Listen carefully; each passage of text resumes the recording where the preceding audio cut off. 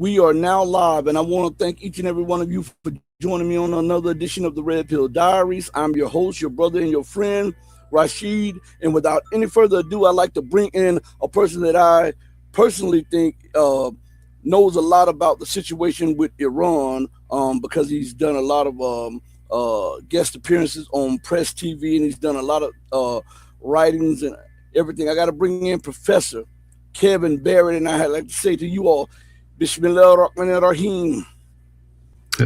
Bismillah ar-Rahman ar-Rahim. Assalamu alaikum, Rashid. How are you doing? I'm doing pretty good. Ramadan And Mubarak. yes, sir.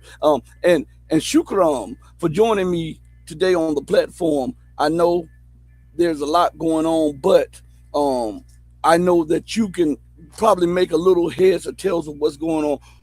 Could you please give us your perspective on what is taking place in West Asia right now?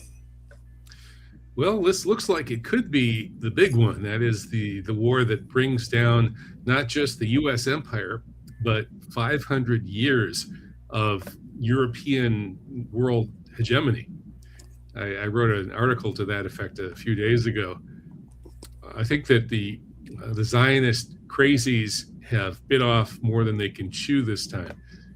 And basically what we have is Operation Epstein Fury, with blackmailed child rapist Trump being pushed into a politically disastrous war that's also going to be militarily and economically disastrous. It comes at a moment that the United States empire is facing a crisis.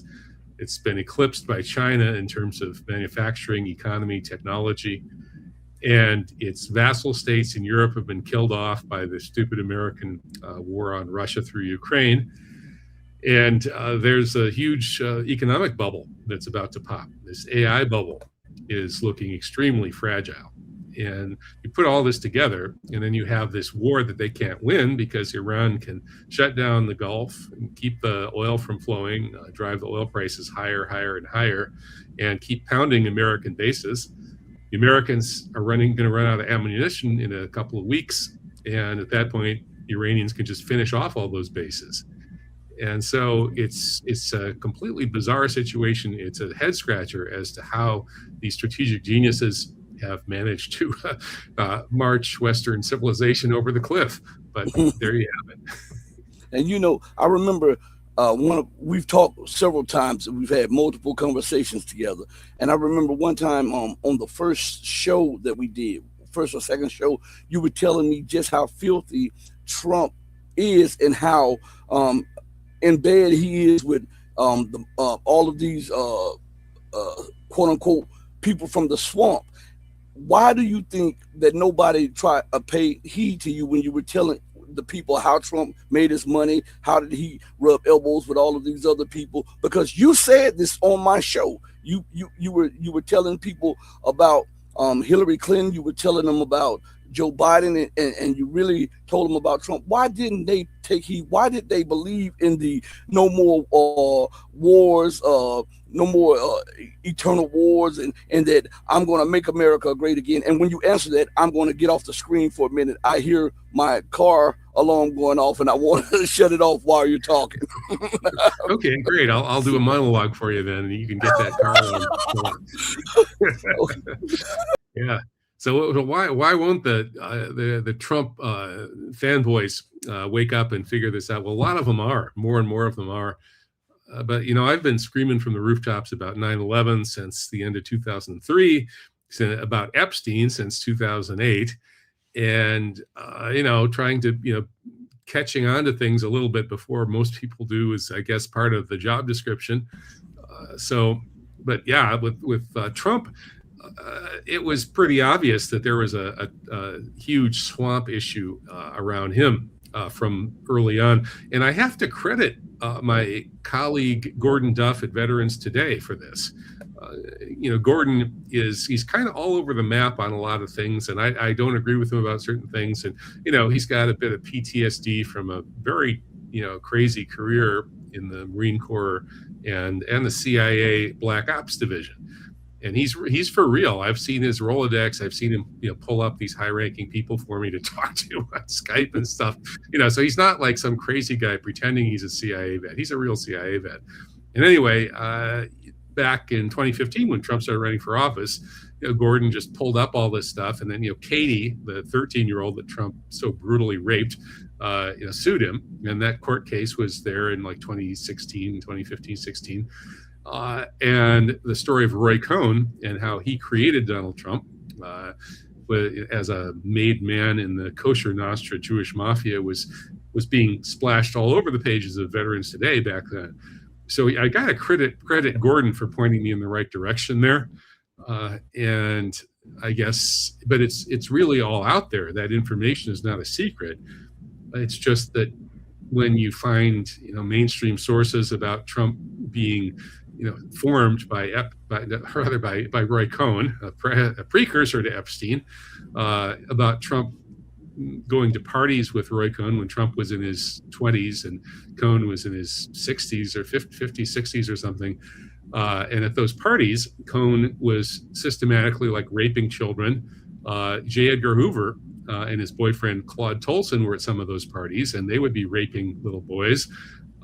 And Trump was at these same parties, and I don't know which sex he was raping or what he precisely he was doing. I don't think I really want to know, but the fact is that the mainstream sources will tell you that Roy Cohn was Donald Trump's mentor. He taught Trump everything Trump knows about both how to operate as a money launderer for the kosher Nostra, which has been Trump's job description forever, and also about how to never back down, but just attack, and then make sure that you win the game by stabbing your opponents in the back through nefarious means, like using the mafia to kill them, threaten them, et cetera, et cetera. That's how Trump, or rather how Cohn, he was a lawyer, but he won his law cases not in the courtroom, but by seeing to it that people were murdered and threatened. And J. Edgar Hoover actually would get orders from Meyer Lansky that he would then relay to Roy Cohn, and Roy Cohn would order the takedown or sometimes the killing of high-ranking American politicians.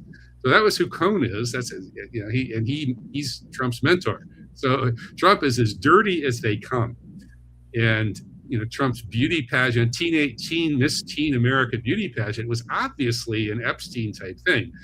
Trump was, the mainstream exposed, of course, that Trump would walk into the dressing room to see the 15-year-old girls nude. But what the mainstream wasn't telling you was that he was inviting him along with Jeffrey Epstein to Mar-a-Lago. And I would be very surprised if Katie is the only 13-year-old that Trump brutally raped. I would be very surprised if there weren't many dozens of them. And they've been terrorized and silenced and killed off and things like that. So, yeah, Trump is just filthy, and he always has been. And he talked a good line. He talked a good line because he was, as the FBI file says, that was released just recently in the Epstein dump, Jared Kushner is the brains behind Trump's presidency. Now, I wouldn't say necessarily just Kushner himself, but Kushner is part of the Jewish organized crime syndicate that dominates America. He's, his father went to federal prison. I mean, these people are gangsters. And Kushner works with these Chabad Lubavitch, Jewish fanatical Zionist extremist gangsters as well. And so those people created Donald Trump. They gave him his lines, scripted the lines for him, and he's politically talented, so he winged it a lot and did pretty well with saying the things that would make him look like a populist. So he's always been just a phony, a fake populist created by the same Jewish organized crime syndicate that did 9/11 and that's running the U.S. empire into the ground. So, do you think? Well, I was watching a video where his funders, Madeline, I think, I can't forget her husband. I can't remember her husband's name, but he was a billionaire and she's a billionaire, and he was saying how many times that they would visit the White House, and then she said that he was the first Jewish Adelson, Sheldon and Miriam Adelson. Adelson, yeah. Why wasn't it blowback from that saying that he was the first Jewish president and that he puts Israel first. And I mean, it seems like with this right in your face, it seems like his base should have had a lot of blowback against him. Yeah, well, his base is waking up. Parts of it are waking up. There are more and more people who used to be sort of in the general Trump world camp have turned against him. I think Tucker Carlson was kind of sort of MAGA congruent there for a while, and now he's telling the truth. And same with Candace Owens. Even some folks at Infowars are starting to scratch their heads and wonder about this. I know some Infowars people have been putting out some good stuff. I don't know if Alex Jones is ever going to break out of his trance, but break his Zionist control. But anyway, yeah. The base, though, there's a certain element of the base that has fallen for Trump's cult of personality. Just like with Stalin and Mao and Hitler and Stalin, these Napoleon, and these leaders that cast a sort of a spell. And Trump casts a pretty stupid spell, and you have to be pretty stupid really to totally fall for it. But people do. I have a few friends who have, and I don't know if my good friend Rolf he's going to be like the last Trump fanboy standing, I think, among my circle of acquaintances. Maybe this war is waking him up too. But yeah, I think this is going to be disastrous for Trump politically, because he's going to lose a big chunk of his base, and then the Democrats are going to have a giant club to beat him with when the economy blows up. So, speaking of that stuff, let's transition into what is going on. The attack on Persia, the attack on Iran. Why did they leave the supreme leader undefended to be taken out? Well, it wasn't that they left him. It was that the supreme leader, Ali Khamenei, said that, they said, we want to keep you safe, we're going to evacuate you and take you to a safe place. And he said, no, you won't, you can't do that. I'll do that when you figure out a way to evacuate all of the, 30 million people here. And so he didn't want to be safe. He just wanted to live his life. And they killed him in his house, where he always is, where everybody knows he is. He has a house and he has an office, and the office is kind of connected to the house. And he never left there. He never went to any basements. He didn't go scurrying down into basements like these cowardly cockroaches like Netanyahu do, like Trump certainly would, if and when he comes under threat. And may God bring that threat to him as soon as possible. But no, the supreme leader of Iran is a deeply spiritual man who wasn't afraid of death. And so he just kept living his life, and he actually hoped to be martyred. He even said not long before that, my body is falling apart. I think he had cancer even, and that I've been praying that I would die a martyr's death. In Islam, as you know, if you die a martyr, you're destined for the highest station of paradise. And so he was a sincere believer, and is now in the highest station of paradise, inshallah. So, I had reports where people told me that right after the martyrdom of the Ayatollah, Trump tried to he went through Italy to try to do a backdoor deal for a ceasefire. And this is a regular out of the U.S. playbook. They will murder top officials, and then they'll seek a de-escalation or whatever, just like they did with Soleimani and everybody else. But Iran told them no. There will be no ceasefire. I think that would be politically unacceptable if they were to agree to a ceasefire, because of the level of arrogance of the United States, Israel, and the UK, when they not only murdered the supreme leader of Iran, but they did it during Ramadan. What do you have to say about that? Yeah, well, being murdered during Ramadan is that's the best time to be martyred from the perspective of the supreme leader. Yes. Yeah, we might be having an internet issue here, so I apologize for that. But yeah, Ramadan that's the time that Imam Hussein was martyred, and it's the best time to be martyred, and it's all the that's the time that it's going to make the biggest splash, and so the whole Shia world and all of us Sunni people who are paying attention and understand what's really going on in the world are blown away by this heroic martyrdom. And if we're to all spend the rest of our lives avenging it, or just following in the heroic footsteps of this great man.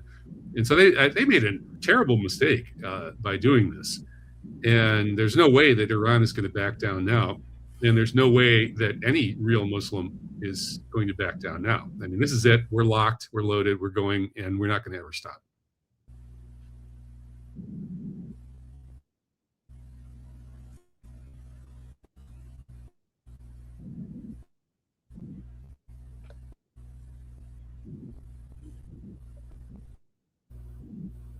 Yeah, we are having a little technical difficulty. Everybody, it's not us. It's not us on this end. So I just want everybody to know that. But again, um, is Iran just beginning to ramp up retaliatory strikes, or um, are they playing for the long run to hit hard and to hit consistently and to do as much damage as they can to bring Israel and the United States to their knees? Yeah, I think they're going to just keep going because they can gradually wear down the American and Israeli defenses, and soon, whether in a week, 2 weeks, 3 weeks, those stocks of anti-missile systems are going to be exhausted, and Iran will be able to pummel American assets in the region at will and utterly annihilate them, and also pummel Israel at will. And at that point, the Israelis and Americans are going to have to beg for mercy, and how they may try to escalate, but then they'll lose even worse. So, yeah, I think Iran has a very strong hand to play here, and of course, Trump could try to get drawn into another forever war and try to send in ground troops, and how that would go, I don't know, but I think the odds are that any way you slice it, this is going to end up with the U.S. Retreating from the region, and very likely the dollar will collapse, and we'll be in a new world where China is the world's most powerful nation and the U.S. is just another second-rank superpower. I was reading last night that France, Britain, and Germany are talking about lending aid to the United States to help defend Israel. If this were to happen, do you think that Russia would then be forced and China would be forced to intervene a little more openly because the interests there are so profound, especially for China in its Belt and Road and Russia in its North-South corridor? Yeah, Russia and China both have strong motivations to make sure that Iran doesn't lose, and indeed to let the Americans get drawn in to this quagmire and exhaust themselves and implode their empire. And so I think the Russians and the Chinese didn't really need to prevent this. I mean, I think they were operating according to the famous dictum, never interrupt your enemy when he's in the middle of making a fatal mistake. And so now they can, however deniably they want to do it, they can help Iran and create other problems for the U.S. Ron Unz made a really interesting suggestion recently that this would be a good time for China to blockade Taiwan, not to invade or attack Taiwan militarily, just to blockade it, the same way Trump is blockading Cuba and Venezuela, which are, of course, precedents. And China has a much better international legal case for blockading Taiwan than the U.S. has for blockading Cuba or Venezuela. And if China were to blockade Taiwan, with all the U.S. naval assets in the Persian Gulf, the U.S. would be in no position to fight, and Taiwan would basically go down in a couple of weeks under a blockade. So essentially, what would happen is that the power on Taiwan would shift from this crazy successionist party that's in political power to the military in Taiwan, which is under the control of people who are much friendlier to mainland China. And so we would get a peaceful reunification of China and Taiwan. And that would, the fact that the US couldn't stop that would essentially be the game changer. That would be the end of the US as the planetary hegemon. A lot of people don't see this, but you mentioned something that I've been talking about for the longest, that when they attack Persia or Iran, that Iran will give them hell in West Asia, and this will be the linchpin for the collapse of American and British power in West Asia, or what they term as the Middle East.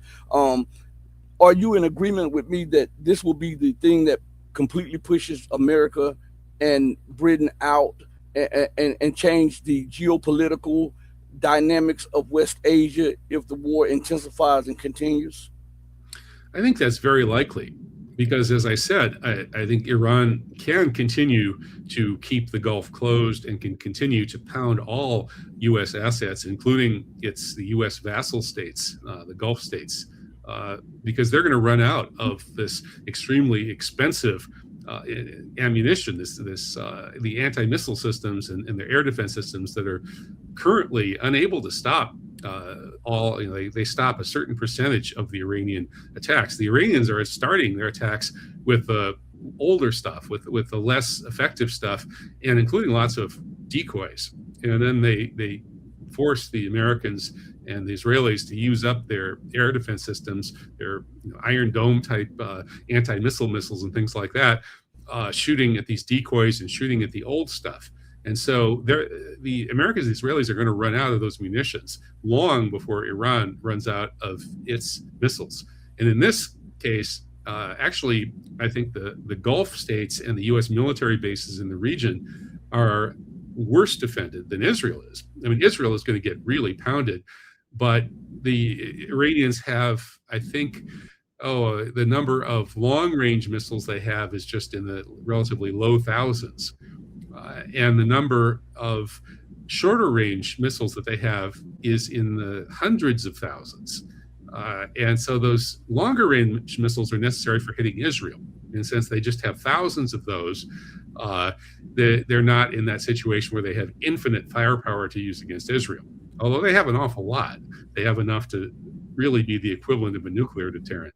They could utterly obliterate Dimona and spread nuclear radiation all over Israel, and that'd be the end of Israel.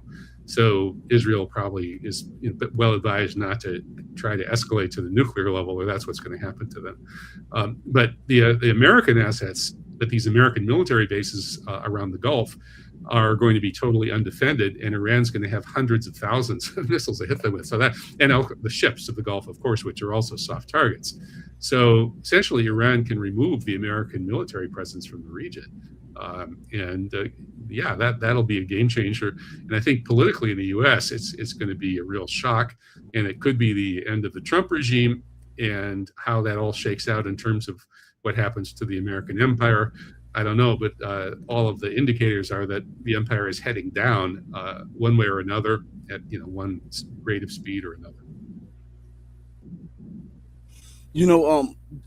There were shoot downs of F-15s, and one of America's allies, I forget which one of the fiefdoms or shakedoms or whatever, said that they mistakenly shot down the F-15s. Well, Iran lodged a complaint, a diplomatic complaint, saying that because Iran said that they shot them down, and they said, well, they want that country to explain that if they made a mistake and shot those planes down, what were the planes doing operating over their airspace? Because if they are the ones that shot it down, then Iran has the legitimate right to pound the government. So Iran is waiting for the response from that government that said that they shot the U.S. planes down. This thing is going regional, and it's going regional fast.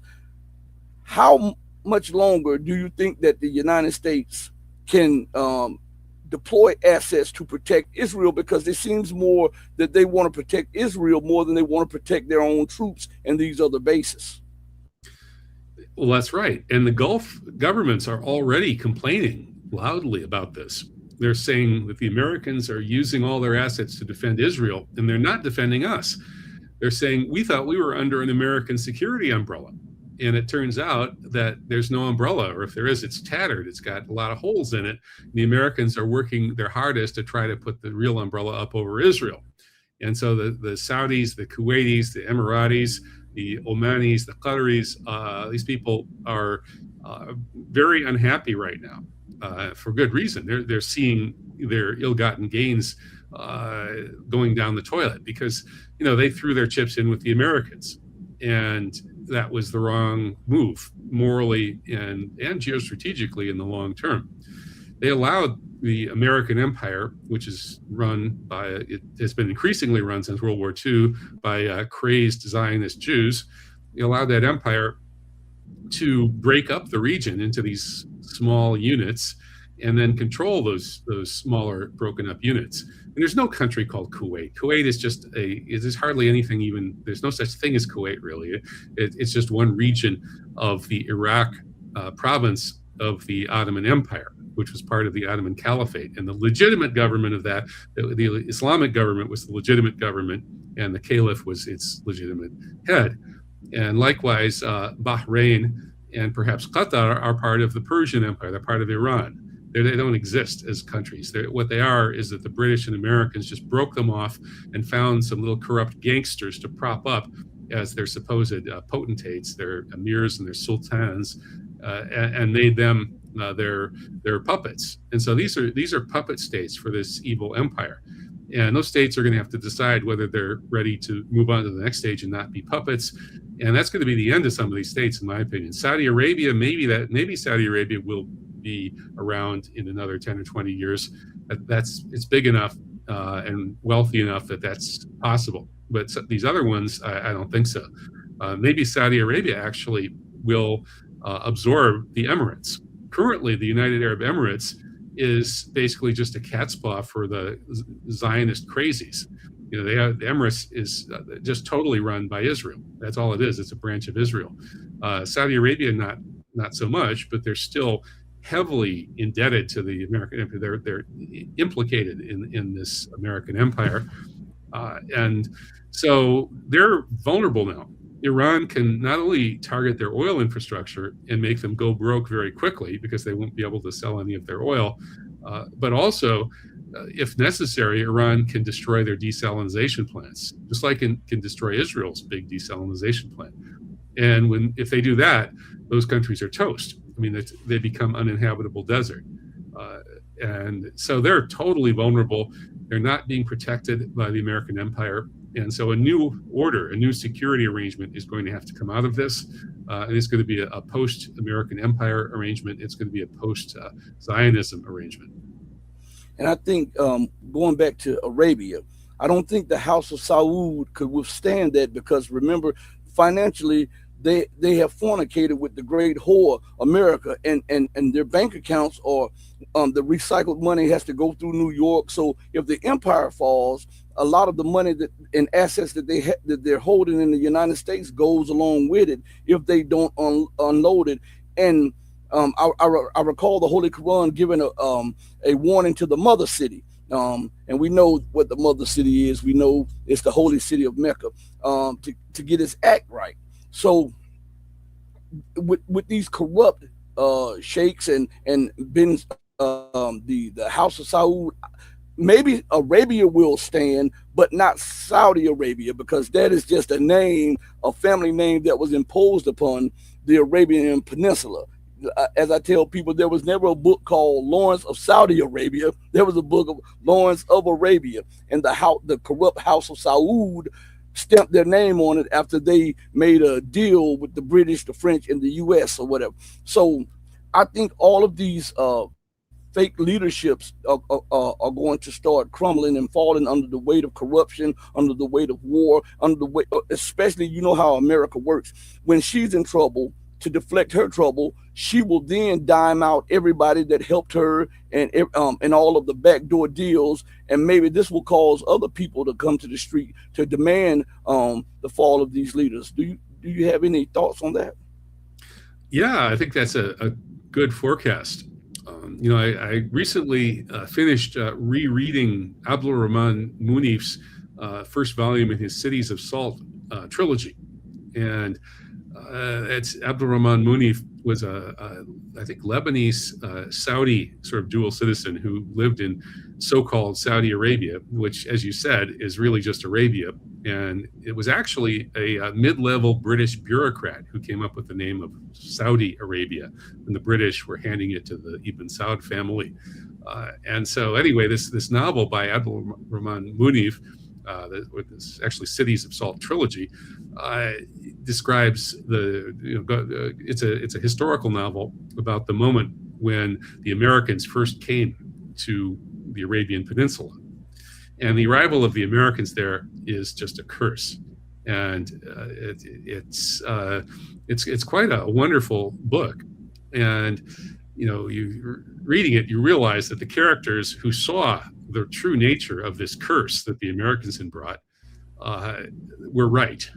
And Mital al-Haddad, the mythical leader of the resistance, the guy who turns his back on the Americans and on the Emir and just disappears into the desert and becomes a myth of resistance, that he was right. And by the end, everybody at some level realizes that they were right. The people who said, don't let the Americans in here, they are evil. They are, the great Satan, as the Iranian supreme leaders have correctly termed them. They were right all along. At some point, the people of Arabia are going to recognize this. They're going to recognize that Mitab al-Hadal, the great resistance fighter character in the Abdul Rahman Munif book, was right. And that the other characters who kind of went along to get along and accepted the corrupt leadership of these moronic emirs and sultans, the House of Saud, and it was totally controlled by the Americans. And those people made a mistake, in that ultimately, the great revolt against the Americans and their puppet leadership, which comes at the end of the first volume of this Abdul Rahman Munif trilogy novel. It's quite a beautiful description of this popular uprising against the Americans and against the Sauds. And it doesn't, unfortunately, of course, it doesn't succeed in the long term. It succeeds in winning them a few concessions in terms of the American oil company's ability to mistreat its workers, its Arab workers. But they should have just kicked the Americans out and gotten rid of their corrupt leadership. Sort of just like we look back and say the Native Americans, should have just butchered the Europeans, right? They could have kept that continent if they'd known how to, just not let those Europeans get settled. Let the camel's nose into the tent, and you're in trouble, right? And so, but maybe it's not too late. The people of Arabia can push the camel's nose back out of the tent. Yeah, I believe that this was unexpected. I believe the United States, because they're so desperate. Let me go back for a second and let me explain this just a tad bit for people, because a lot of people say, well, Trump is not making any sense and his policies are irrational. And I continue to tell people that when you are desperate, irrational thinking is rational to the desperate mind. And so when we look at the American empire, she's being overtaken by China economically, and China has become a near peer power, if not surpassing the United States in most things that she dominated in. We see a resurgent Russia. We see a rising Iran. We see a rising and liberated Africa. As Sergei Lavrov said, that Africa in the coming years will be the center of the world, because it has the largest population on the planet. And most people don't know that surpasses India and surpasses China. China is investing heavily in education there and infrastructure and schools there. We see, even with Nigeria, one of the fastest growing populations and fastest growing economies in the world. Then we see the United States having trouble in Latin America and the Caribbeans. I think that desperation, because the empire understands that the time is not on its side, And when you are realizing that, oh my God, rent due, I don't have the rent. Let me go out and try to get the rent. And when you can't do that, desperation sets in. Do you believe that that is a part of the miscalculation on the part of the American government on the past, and we're living in a time unlike any other time where we're watching the collapse of one world in the merging in of another world? Yeah, I agree. The crazy policies that we're witnessing are the result of desperation. Uh, that's one of the ways that and many other people strongly suspected that 9/11 was done by the Israelis in 2001, because at that time they were desperate. The United States wasn't. Nobody in charge of the United States empire would blow up the Twin Towers and attack the Pentagon in 2001. It would make no sense for the U.S. empire to do that, drag itself into counterproductive wars in the Middle East. Made perfect sense for the Israelis to do it, though, because they were desperate. And so when you're desperate, you do crazy things. And the Israelis are in a crazy situation. They're driven by messianic millennialist maniacs who were trying to bring on their Messiah to conquer the Goyim and create a world where every Jew has 2,800 Goyim slaves. And the Jews completely rule. They've exterminated and enslaved all of the non-Jews. So there are people, that's the driving force of the state of Israel, is people with that ideology. And then you've got the more pragmatic Israeli leaders who have to deal with that. And then they have to deal with the fact that this genocide of occupied Palestine is totally unacceptable to the entire region and indeed to most of the world. So they're caught between, this proverbial rock and the hard place of their own extremists, who are really the heart and soul of their project, and the region that's never going to accept this, right? I mean, and indeed, why should the world's 2 billion Muslims and 3 billion Christians accept that their holy lands should be genocided by fanatical people who absolutely hate the prophets, who hate Jesus, who hate Muhammad? Why are we going to let those people take over our holy land of 5 billion people, right? And how many Jews are there on earth? 15 million, maybe. And of those, how many even care about Israel? Maybe half that at most. So you've got fewer than 10 million of these Zionist Jews who think that they're going to genocide the Holy Land that's holy to 5 billion people. Do the math, right? 10 million versus 5 billion. It's not a very workable, viable project. So Israel was desperate in 2001. They were in a desperate demographic situation, strategic situation, and so they were in a position to have to do something crazy, blow up the Trade Center, attack the Pentagon, blame it on their Muslim enemies, and hijack the American military into this all-out war against the region, and specifically against Israel's enemies, and specifically against those 7 countries in 5 years that General Clark told us that 9/11 was designed to take out. And so, yeah, desperate people do desperate, crazy things. And the American empire now is every bit as desperate as the Israelis were in 2001. The American empire, as you said, is facing a China whose real economy is far greater than the American real economy, whose technological capacity and productivity has eclipsed the U.S. And that all of this is rapidly being reflected in relative military power. So the U.S. suddenly is waking up and recognizing that over the past 2 decades, it's completely lost its hegemonic position without firing a shot. Well, actually, it has fired some shots. It fired the COVID shot across China's bow in 2020. I'm in full agreement with Ron Unz's interpretation that COVID resulted from a U.S. biological attack against China and Iran. And of course, that was covert biological warfare. They didn't come right out and admit what they were doing. And it blew back on them. It didn't work out very well in terms of stopping China's rise. It may have slowed China's growth a bit, but not enough to make a difference. So that was a crazy thing to do, unleashing an human being virus, a biological weapon like that kills uh, what, 0.5% or whatever, very small percentage of the people it afflicts, but that's enough to totally to cause states of emergency to be imposed, right? Which was what it was all designed for that. So these crazy American empire people do crazy things, and the Trump regime has even crazier people, I think, than the Democrats, who were pretty crazy themselves, right? The Ukraine war against Russia was a crazy thing to do. The Maidan coup and going on, pushing it into a war on Russia through Ukraine. That was crazy. That was risking nuclear World War III against the world's leading nuclear power. But I think Trump's attack on China with COVID was even crazier.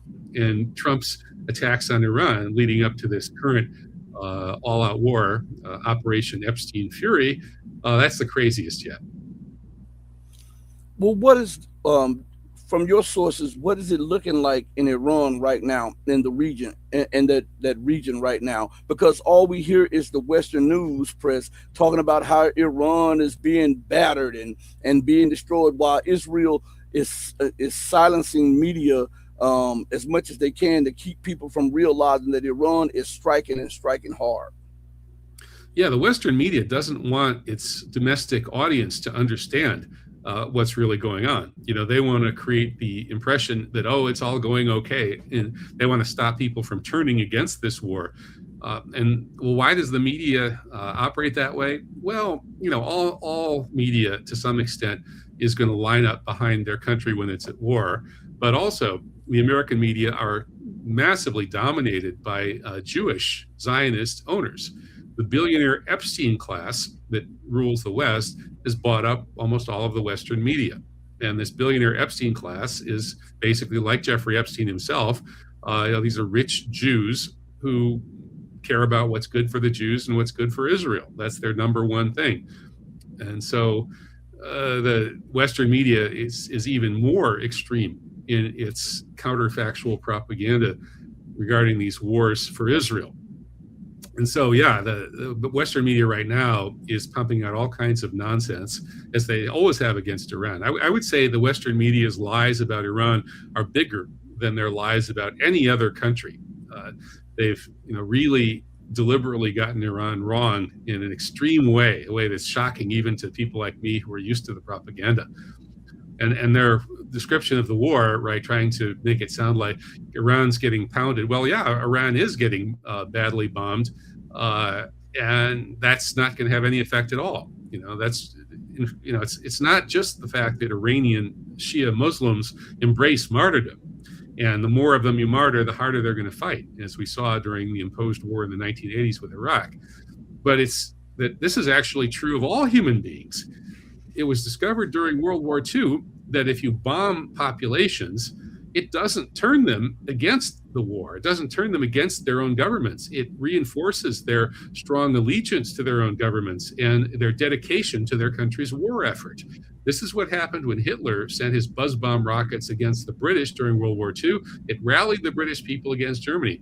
And it's what happened when the British and the Americans genocidally butchered Germans with these carpet bombing, air bombings, when they burned hundreds of thousands of people to death in Dresden and other German cities.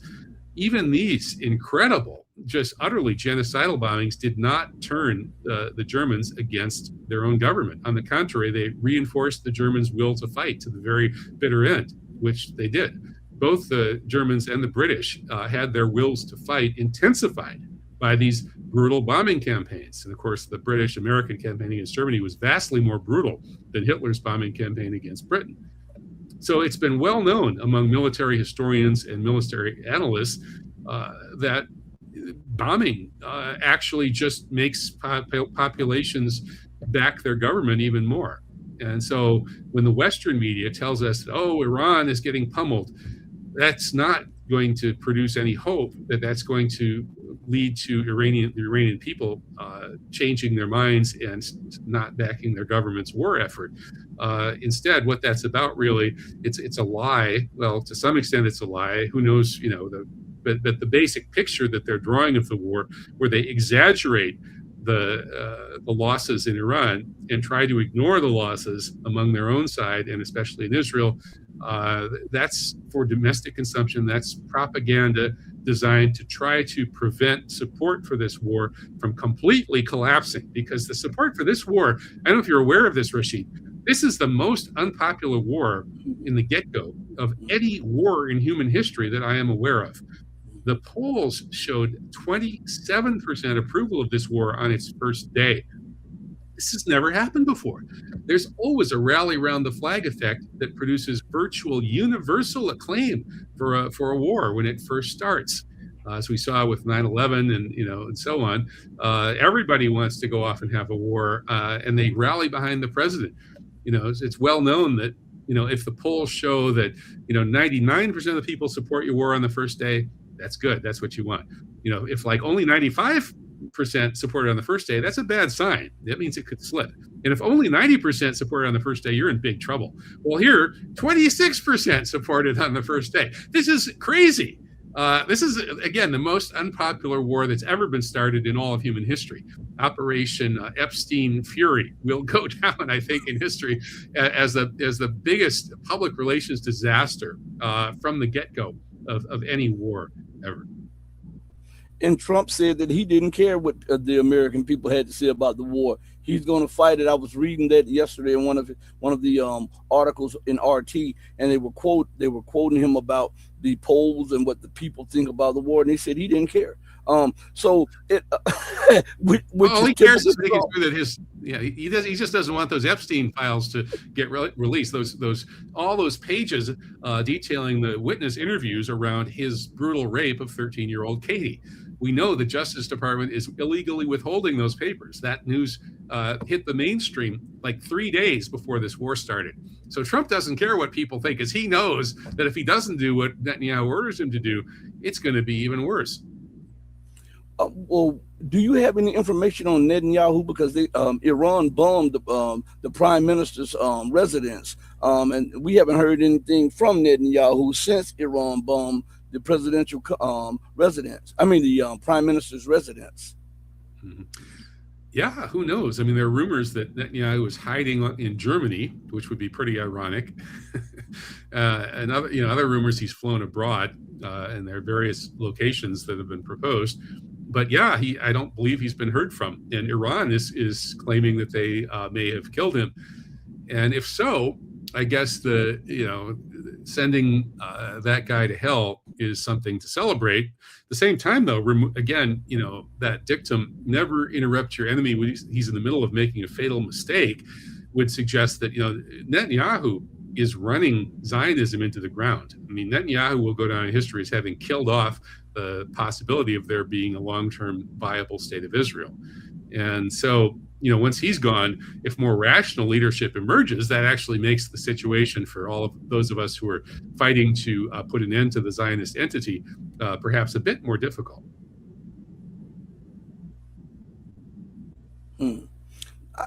Iran has suffered two major assassinations, multiple assassinations on Syrian territory of high-ranked officials and diplomats or whatever. Has it ever come to their mind that maybe they should say, okay, let's sue for peace for a minute, send Jared Kushner and Witkoff over and to Iraq, and let's negotiate. And I'm not advocating this, everybody, in the CIA, the Secret Service. I'm not advocating this, but I'm saying, and as soon as they get there, they do to them what America did to Soleimani. Yeah, well, the trouble is, Rashid, that sort of like trading Witkoff and Kushner for people like Soleimani is not a good trade from the Iranian standpoint. That is, Witkoff and Kushner they're just like they're just mediocre minds. They're real estate mafia. They're the quote unquote Jewish real estate guys. No, they're mafia, but they're not smart. They're a lot of mafia gangsters get to a higher station in life than they should based on their intelligence, because they're risk takers, and they intimidate people, and they're plugged into these networks that use illicit violence. And Kushner and Witkoff are like that. I mean, they're just idiots. They're nobodies. It's a complete insult and a slap in the face to any country when Trump, who himself, of course, is just another 2-bit low IQ gangster, when they send somebody like Witkoff or Kushner to negotiate, it's an insult. So, like, if you're Iranian, do you really want to bother killing Witkoff and Kushner? I mean, I guess it would be a symbolic statement, but I mean, they're worthless. They're cockroaches. Like, yeah, okay, it's like you step on the cockroaches, but what do you gain? I mean, 2 less cockroaches, but there's a lot of them where they came from. The Israelis, for whatever else you want to say about them, they do have this idea that if you kill these really great people, that maybe you can stop the movements behind these great people. And they've had a mixed record with that, though, because if you read Ronan Bergman's book, Rise and Kill First, which is a history of Israel and its assassinations programs, which are vast. Israel assassinates orders of magnitude more people than any other country, and probably a lot more people than all other countries combined. They just love to assassinate people. That's the Israeli thing. And they imagined throughout history that they could just take out the leaders that were against them, and that would solve their problems. And as Ronan Bergman's book, Rise and Kill First, explains, it didn't solve their problems at all. Every time they killed some leader, an even more powerful leader would rise up to take his place and create even bigger problems for Israel. Israel, when they did actually succeed in finally basically neutering the Palestinian Liberation Organization, the secular opposition to Israel, guess what? This Hamas group that they had actually sort of helped encourage at the beginning, the religious opposition to Israel, suddenly, took off and became an even bigger threat to Israel than the PLO had ever been. And the larger religious opposition to Zionism has become a bigger threat than the PLO. And so when they martyr these people and create martyrs who are going to be remembered for centuries or even millennia, and that those people who remember those martyrs for centuries or millennia are going to be dedicated to scrubbing the Zionist cancer off the face of the earth, they're not gaining anything, they're losing. And so from the Iranian perspective, again, when your enemy just keeps making all these mistakes, and they're also evil mistakes, they're operating in a way that's both stupid and evil, you don't want to mirror that. You want to act as intelligently and as justly as possible. And Iran really tries to do that. They try to pursue justice in their policies, and with, I think, a lot more success than any other current government. Are we living in the collapse and the fall of America and the Western world? Yeah, absolutely. It's like if you were living in Rome in the late 6th century, you'd definitely be living in sort of in the Western Roman Empire anyway. You'd be living through a certain kind of civilizational collapse. And certainly that's exactly what we're living through now in the West. Well, I guess shouldn't say we. I'm not in the West anymore. I'm in Morocco. And Morocco's on a rise. Africa's on the rise, as you said. And Morocco is the gateway to Africa. And Morocco really has a great future. Now, I'm not in agreement with the policies of the current government regarding this war for Palestine. The Moroccan government is trying to sort of have it both ways. They want to play Mr. Nice Guy and say, oh, we can be the mediators, and so we're going to have good relations with the Israelis and good relations with Palestinians, and and then we're going to say, oh no, Hamas, they're a little too radical for us. We're going to try to be these nice moderators, and so we can get along with the West. That's bullshit. That's it's embarrassing. I probably shouldn't rant too much about the evil, the odious, disgusting, embarrassing evil of the current Moroccan government's embrace of the Zionists, because I want to keep. I don't want them to revoke my residency permit and send me back to the belly of the beast where you are.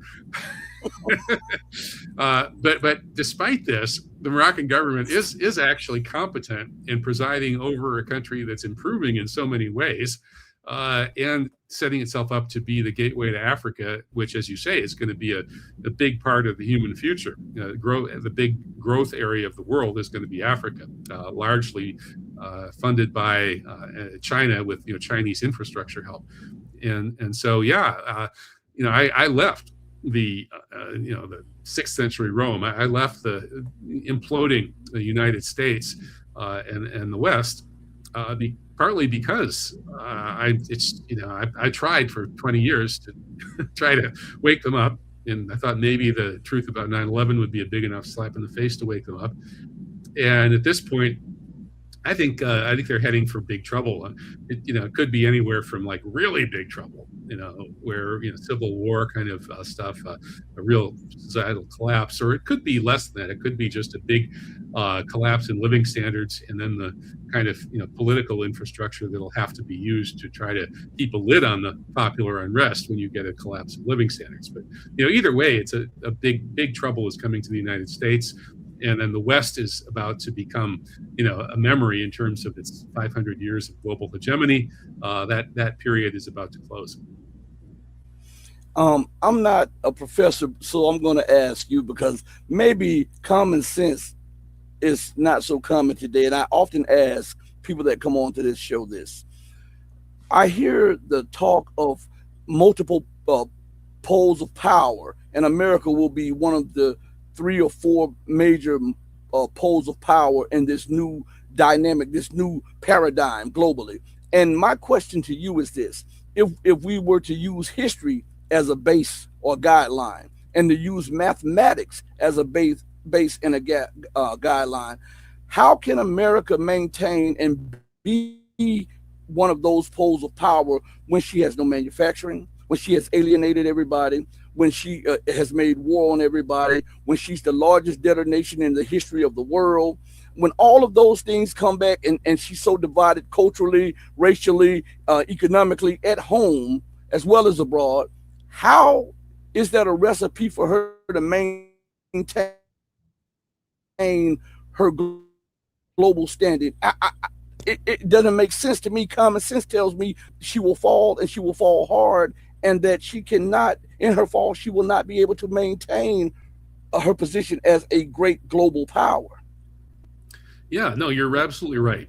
And the way this is going to play out is that the petrodollar, which is what allows the U.S. to print toilet paper money and exchange it for real goods and services, is going to be gone.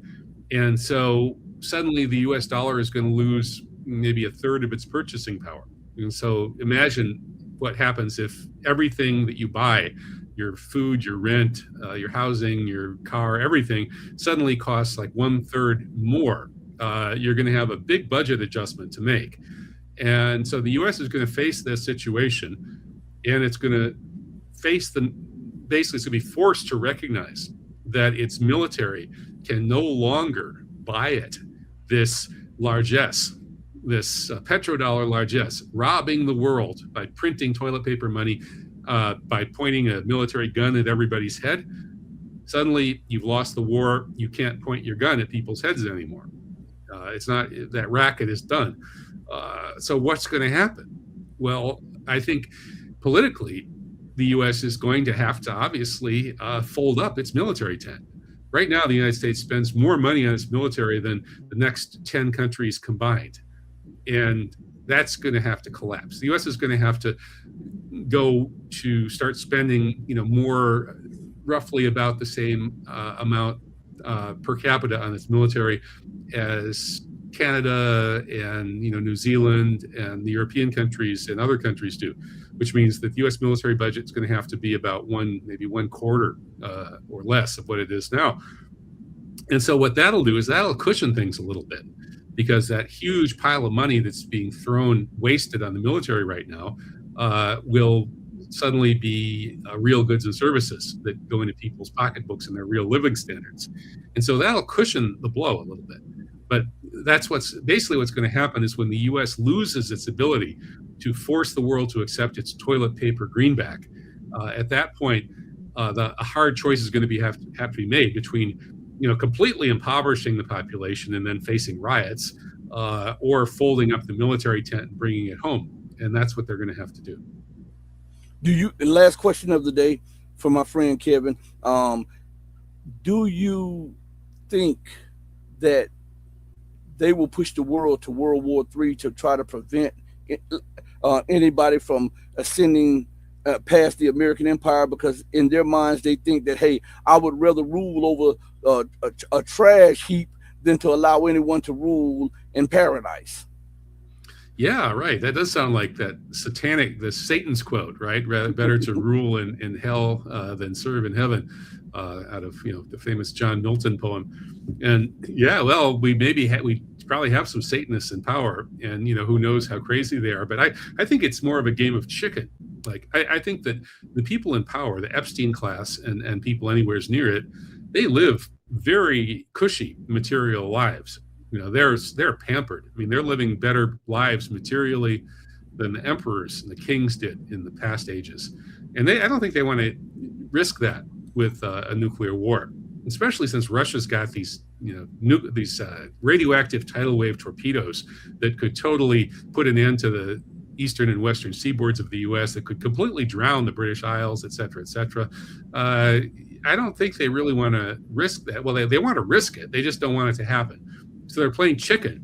And, these games of chicken where two guys drive at each other at high speed and the guy who swerves loses is a chicken. Well, that's a dangerous game because, it might or might not work out the way you want it to.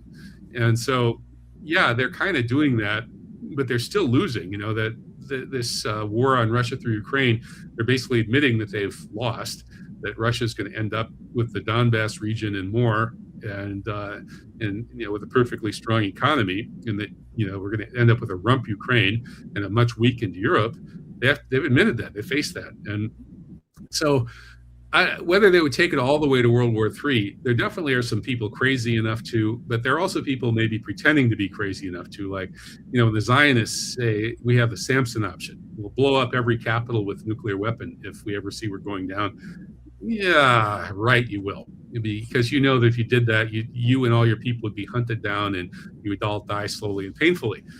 You probably, when push comes to shove, you're going to have a good life going into exile in London, in Paris, in Venice, in Buenos Aires, in New York, and so on. You're going to be living better than 99% of the population wherever you go. And you know what? I think you're going to do that rather than guarantee that you're going to be hunted down and killed like a dog. So you're not going to do your Samson option. And that's a bluff. They're pretending to be that crazy. They're pretty crazy. Doing 9/11 was pretty crazy. But I think there are limits to any of these people's craziness because, again, they have good, cushy material lives that they want to protect. So ultimately, they're just going to lose the war. They're going to go down. And if World War III happens in such a big way that it massively destroys civilization, that will be the result of a miscalculation. So if that's any consolation, I'm not sure it is.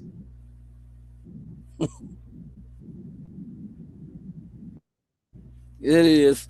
Thank you, my friend Kevin. I really appreciate you coming on the platform to do the program. I'm going to put your information in the description shortly. Do you have anything to say to them in any of your website and everything that you could tell them about?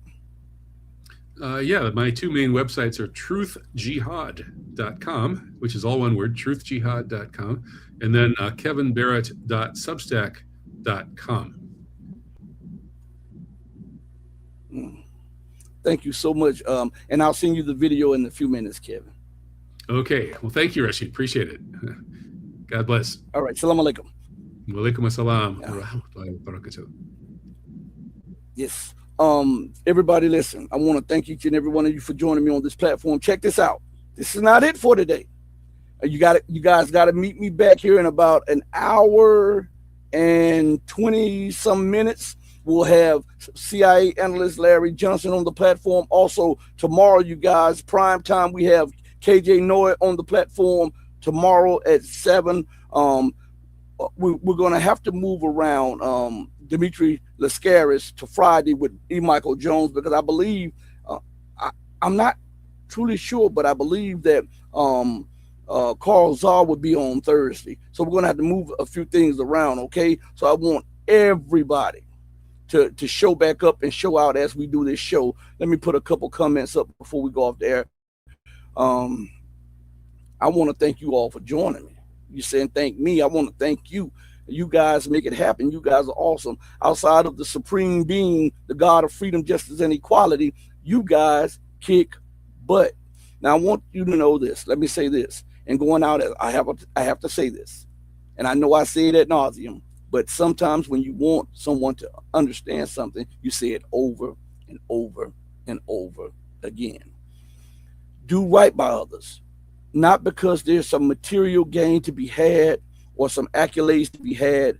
Do right by others because it's the right, the humane, and the godly thing to do. Because even when no one else is watching you, remember that God Almighty is watching you. As my late, great, beautiful, and magnificent mother would always say, God sits high on the throne of power, but he looks low at the actions of man.